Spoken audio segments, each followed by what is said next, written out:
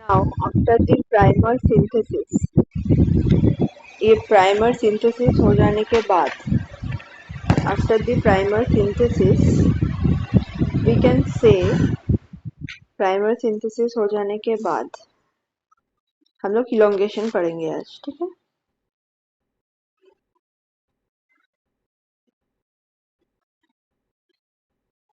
Okay, initiation हो गया था लास्ट क्लास में। After the primer synthesis, now the DNA polymerase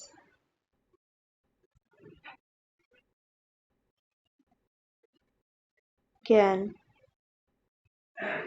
extend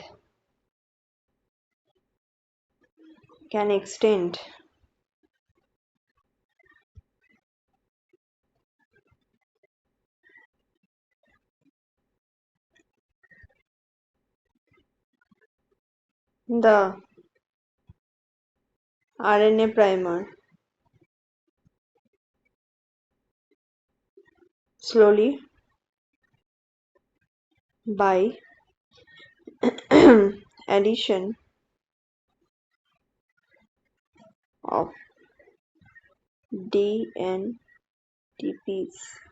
Okay, what are these DNTPs? Okay, आप लोग ये लिख लीजिए, ठीक है। हाँ, what are these DNTPs? DNTPs, deoxy ribonucleotide triphosphates. Okay, ये धीरे धीरे एक एक करके ऐड करता जाएगा और डीएनए को इंक्रीज करता जाएगा आरएनए प्राइमर से, ठीक है। एक बड़ा ही अद्भुत साइंटिस्ट था, आई वोंट से अद्भुत, बट किया था गलत, ठीक है। आर्थर कनबर्ग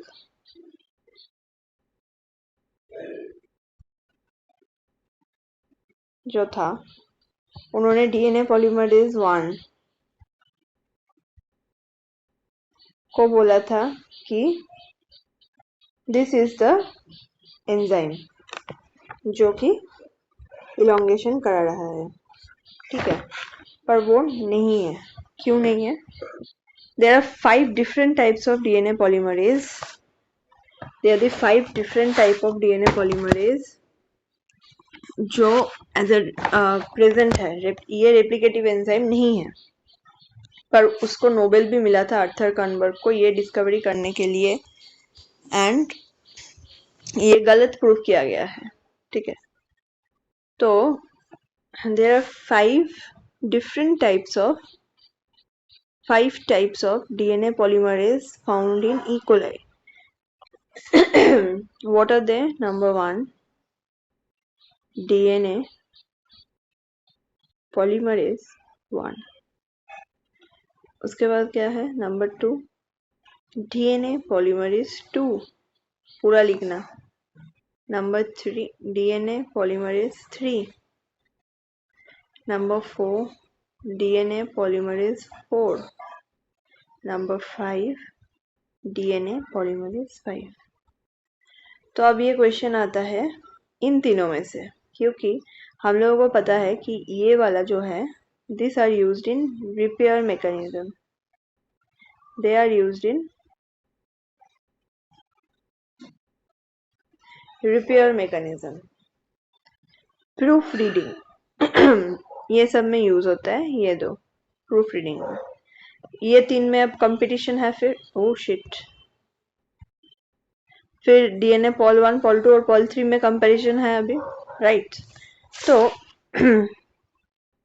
हम लोग एक चार्ट बनाएंगे, आप लोग भी बनाएंगे, और ये चार्ट देख के आप खुद ही पता कर पाएंगे कि ये तीनों में से एक्चुअली कौन है, ये तीनों में से एक्चुअली कौन है हम लोगों का replicative enzyme? Okay, DNA Paul 1, DNA Paul 2, DNA Paul 3।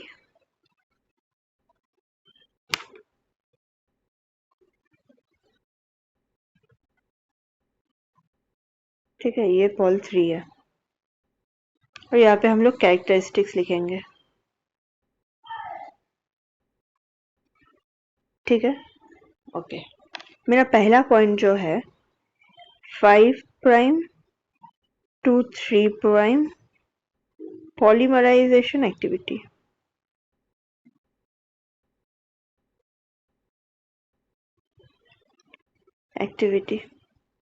ये तो सबके पास होना चाहिए, तो ये यस, ये भी यस और ये भी यस। पहला पॉइंट तो सबका यस है, यहाँ से कुछ नहीं पता चलेगा, सब में यस। नेक्स्ट है नेक्स्ट पॉइंट हम लोगों का है, फिर से मैं दागी बना लेती हूँ पहले। अरे यार रुको, नेक्स्ट में बना लेती हूँ।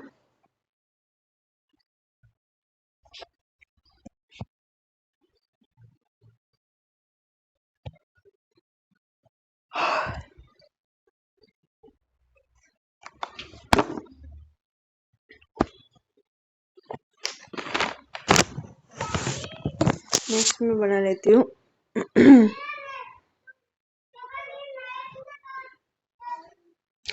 सब यूनिट। ठीक है, सब यूनिट्स किसका कितना सब यूनिट है? पॉलीमरेज 1 का 1 है, पॉलीमरेज 2 का भी 1 है और पॉलीमरेज 3 का 10 है। ठीक है, फिर हम लोगों का है पॉलीमराइजेशन रेट। पॉलीमराइजेशन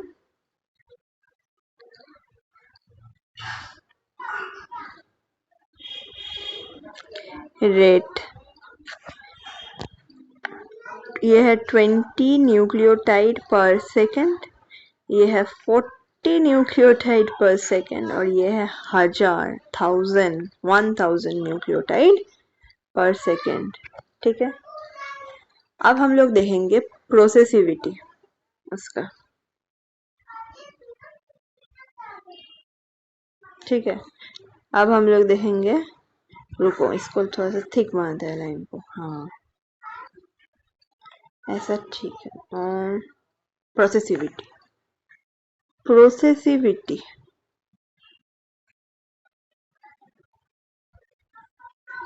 इसको क्या बोलेंगे? एवरेज नंबर और the number of nucleotides, number of nucleotides जो है ऐड हुआ, कितना न्यूक्लियोटाइड ऐड हुआ on single template attachment before detaching. Okay, single template binding, template bind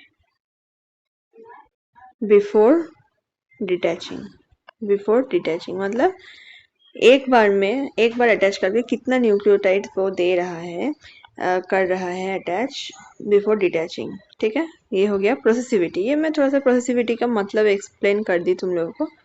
ठीक है, तो यहाँ पे क्या था? प्रोसेसिविटी। अब इसका ये देखते हैं तीनों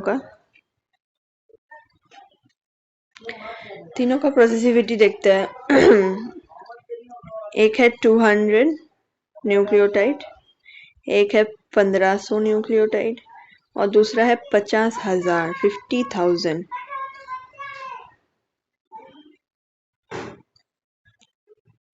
50,000 nucleotide, can you imagine 50,000 nucleotide? ये है 1500, ये है 1500 और ये है 200। सो 200 ज्यादा है या 1500 ज्यादा है या 50,000 ज्यादा है या 50,000 ज्यादा है? ऑब्वियसली ये वाला ज्यादा है। और हम लोग देखे थे उसमें भी पॉलीमराइजेशन रेट में भी 20 न्यूक्लियोटाइड पर सेकेंड, 40 न्यूक्लियोटाइड पर सेकेंड और 1000 न्यूक्लियोटाइड पर सेकेंड। यहाँ से ही पता चल जा रहा है कि डीएनए पॉलीमरेज 3 जो है वो हम लोगों का एंजाइम है, रेप्लिकेटिव एंजाइम है, क्योंकि ई कोलाई में 20 सेकेंड में पूरा रेप्लिकेशन खत्म होता है, तो ऑब्वियसली 1000 न्यूक्लियोटाइड पर सेकेंड होने से ही होगा। 40 या 4.6 into 10 to the power something है जो ई कोलाई का, ऑब्वियसली वो 40 या 20 अटैच करके कंप्लीट ही नहीं होगा, 1000 होगा और 50 न्यूक्लियोटाइड वन गो में होना चाहिए। ठीक है, फिर भी हम लोग दूसरा पॉइंट्स अभी देखेंगे। एक है 3 prime to 5 prime exonuclease activity, proof reading इसे कहते हैं हम लोग, प्रूफ रीडिंग। ठीक है, इसके बारे में हम लोग पढ़ेंगे भी। तो इसमें है, इसमें भी है। दूसरा है 5 प्राइम टू 3 प्राइम एक्सोन्यूक्लियस, इसे हम लोग कहते हैं निक फॉर्मेशन, इसको भी पढ़ेंगे। इसमें है, इन दोनों में नहीं है।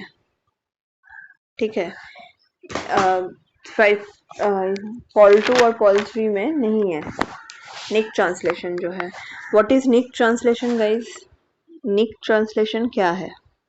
क्वेश्चन आ ही सकता है कि आप लोगों को पता ना हो, इसके बारे में पढ़ेंगे। अभी थोड़ा सा आइडिया देके रखते हैं। निक ट्रांसलेशन, सपोज एक डीएनए हो रहा है, तो एक डीएनए में ऐसे गैप हो गया, तो ये जो 5 prime to 3 prime, 3 prime to 5 prime, ये जो है ना, हम लोगों को पता है कि 3 प्राइम से 5 प्राइम उल्टा जाना बहुत ही इंपॉर्टेंट है प्रूफ रीडिंग के लिए।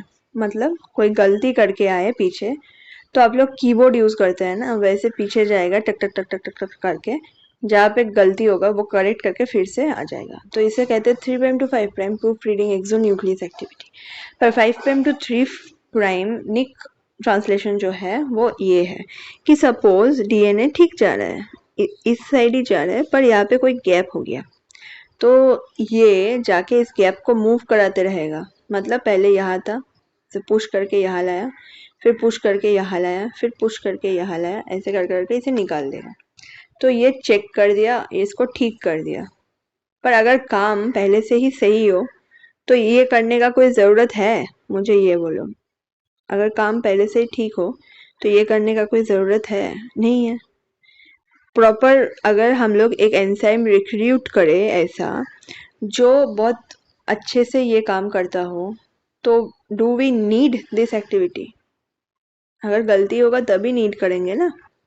पर अगर हम लोग कॉन्फिडेंट है कि एक बहुत अच्छा एंजाइम काम कर रहा है, गलती नहीं करेगा, ठीक है, तब हम लोग को नहीं लगेगा। इसलिए बाकी दो डीएनए पॉलीमरेज 2 और पॉलीमरेज 3 में ये नहीं है, पॉलीमरेज 1 में है। अगर कभी भी हो जाता है तो पॉलीमरेज 1 को हम लोग इंट्रोड्यूस करा के ये करा लेते हैं।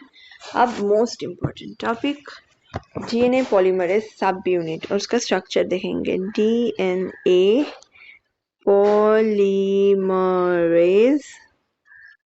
का सब यूनिट्स देखेंगे हम लोग, बहुत ही इम्पोर्टेंट है, बहुत बहुत बहुत बहुत important. Okay, let's see. Number 1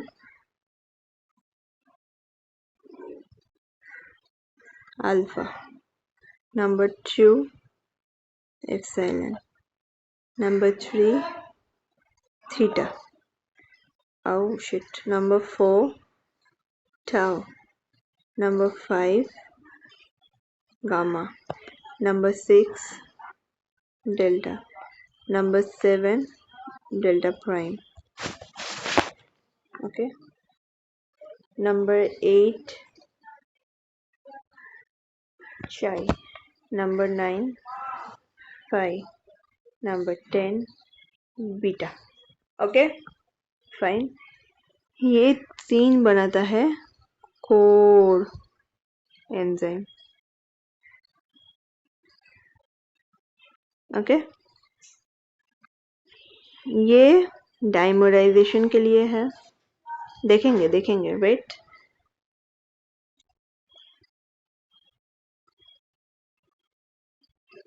ये है हम लोगों का गामा कॉम्प्लेक्स और ये है क्लैम्प। ओके, ये है clamp.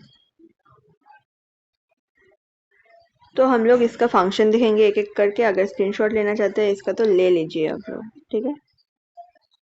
Image saved. Okay okay,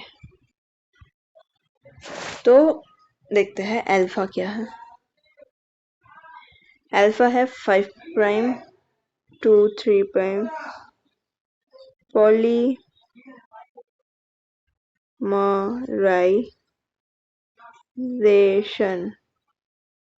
activity के लिए रिस्पॉन्सिबल। दूसरा है epsilon 3 prime to 5 prime exonuclease, मतलब प्रूफ रीडिंग। फिर नेक्स्ट है थीटा। थीटा क्या है? Theta is for assembly of subunits. फिर ये हो गया कोड एंजाइम, ठीक है। ये तीनों हो गया कोड एंजाइम। नोट कर लो, नोट कर लो इसे नोट कर लो, ठीक है। फाइन, अब हम लोग देखेंगे tau, dimerization activity,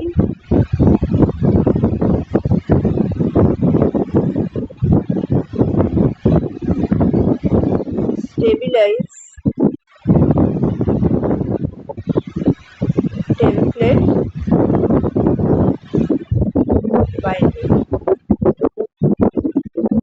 stabilize template binding, ठीक है। डाइमराइजेशन एक्टिविटी है और ये क्या करता है? स्टेबलाइज करता है टेम्पलेट बाइंडिंग। ओके, ये टाउ अलग से। फिर अभी गामा कॉम्प्लेक्स में जाएंगे तो ये गामा से शुरू होगा। तो गामा क्या है? Clamp nodal, clamp nodal.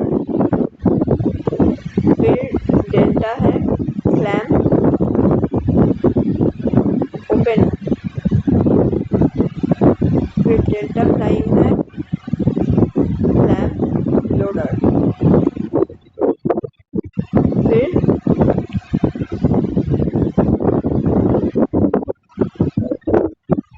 Interaction with SSB, ठीक है। यहाँ तक इमेज सेव। फिर है ये इंटरेक्शन विथ राई एंड इंटरेक्शन विथ,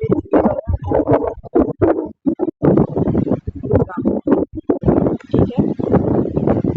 फिर हम लोग का लास्ट कंपाउंड जो है इम्पोर्टेंट हीरो, जो ये बोल रहे हैं क्लैम्प लोड कर देते हैं, ये भी तो है हम लोग का clamp.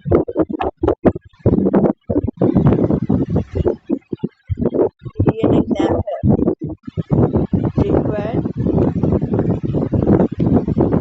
For processibility, ultimate DNA clamp required for processibility. ये हो गया हम लोग का सबस्टेंस और हम लोग अभी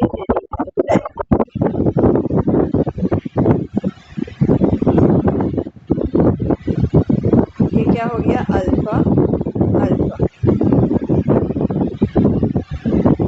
ये क्या हो गया?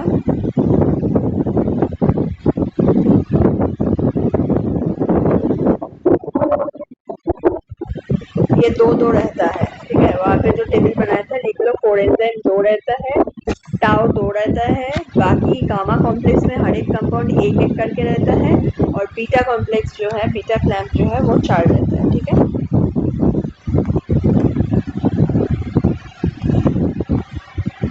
यहाँ पे हीरो एंजाइम कौन आया, टाउ, जो कि कनेक्ट करता है।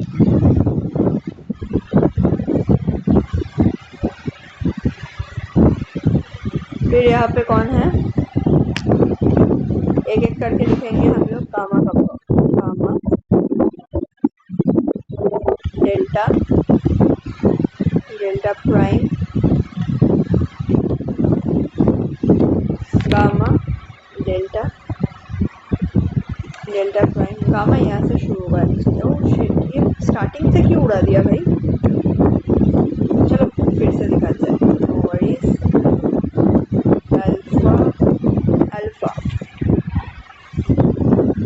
Epsilon epsilon theta theta.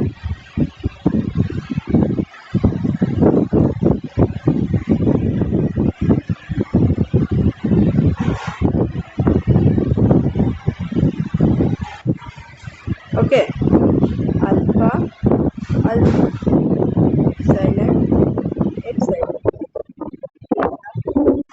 Theta tau tau gamma delta. देखो क्या है भाई, बाबा। ओके चलो फिर से करते हैं, और नहीं गलती कुछ करना नहीं है इसमें, समझ में आ गया। Alpha alpha epsilon epsilon theta theta tau tau tau tau. ये ऐसा हार्ट शेप तो नहीं होता, उतना स्ट्रेट करना है।